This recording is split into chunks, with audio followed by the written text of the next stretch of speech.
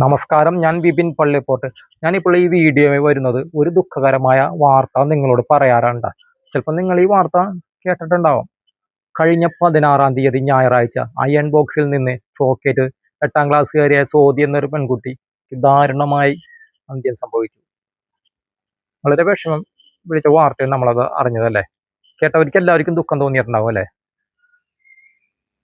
പൂമ്പാറ്റയെ പോലെ പുഞ്ചിരിയോടെ ഏറെക്കാലം ഈ ഭൂമിയിൽ ഇങ്ങനെ ഓടി നടന്ന് ആറിപ്പറന്ന് നടക്കേണ്ട ഒരു ഞാൻ കുട്ടി ഇന്നില്ല അല്ലെ.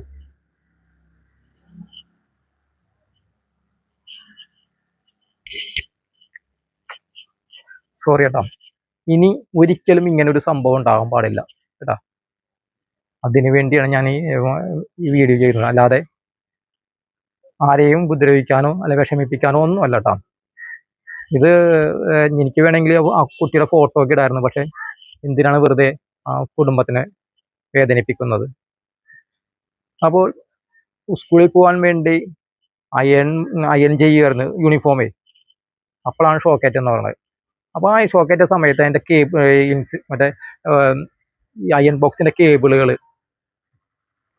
ഇൻസുലേഷൻ പോയിരിക്കുകയായിരുന്നു പറഞ്ഞത്. ഇൻസുലേഷൻ പോയതും അതുകൊണ്ട് ഇൻസുലേഷൻ ടേപ്പ് ചുറ്റിയിരിക്കുകയായിരുന്നു പറഞ്ഞത്. ആ ഇൻസുലേഷൻ ടേപ്പും ഇളകിപ്പോയിരുന്നെന്നാണ് പറയണത്.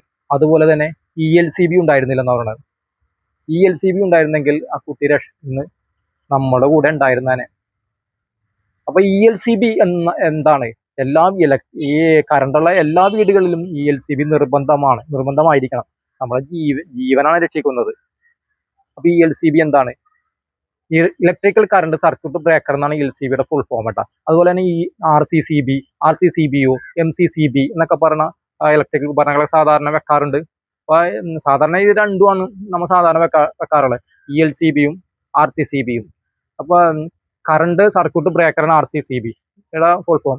അതുപോലെ തന്നെ ഓവർ കറണ്ട് പ്രൊട്ടക്ഷൻ എന്ന് പറഞ്ഞ ഒരു പേര് കൂടി ഉണ്ട് കേട്ടോ ഈ RCCBക്ക്. അപ്പൊ ഇത് നമ്മൾ നിർബന്ധമായിട്ട് വെച്ചിരിക്കണം. നമ്മുടെ വീടുകളിലൊക്കെ അത് വെച്ചിരിക്കണം. എന്നാലും നമ്മുടെ ജീവൻ രക്ഷ എന്ന് വെച്ചാൽ ഇതിനെക്കുറിച്ച് വലിയ സാധാരണക്കാരായ നമ്മളാരും ഇതിനെക്കുറിച്ച് വലിയ അവബോധമൊന്നും വേണമെന്നില്ല. നമ്മളെ ജീവൻ കറണ്ട് അടിച്ചാൽ നമ്മൾ ജീവൻ രക്ഷിക്കുന്ന ഒരു ഇലക്ട്രിക്കൽ ഉപകരണം അത്ര മതി കേട്ടാ. നമ്മൾ വലിയ അറിവൊന്നും ഇതിനെക്കുറിച്ച് വേണ്ട. അത് പറയാനൊന്നും അല്ല ഞാൻ വന്നേക്കണം കേട്ടാ. എന്റെ അവസ്ഥയും അല്ല കേട്ടാ. അപ്പൊ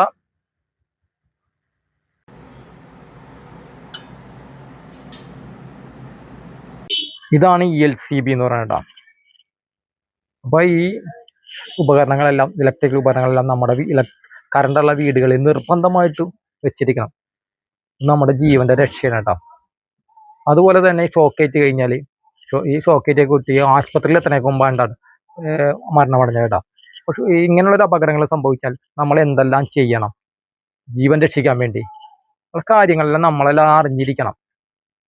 അത് സ്കൂൾ തലത്തിലും PTA അംഗങ്ങളും എല്ലാം ഒരു ക്ലാസ് വെക്കണം.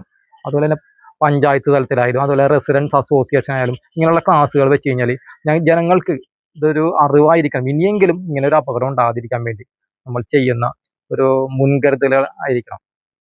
അത് എൻ്റെ ഒരു അപേക്ഷയാണ്. അതുപോലെ തന്നെ എൻ്റെ വീട്ടിലും ഇങ്ങനെ ഒരു അനുഭവം ഉണ്ടായി എനിക്ക്.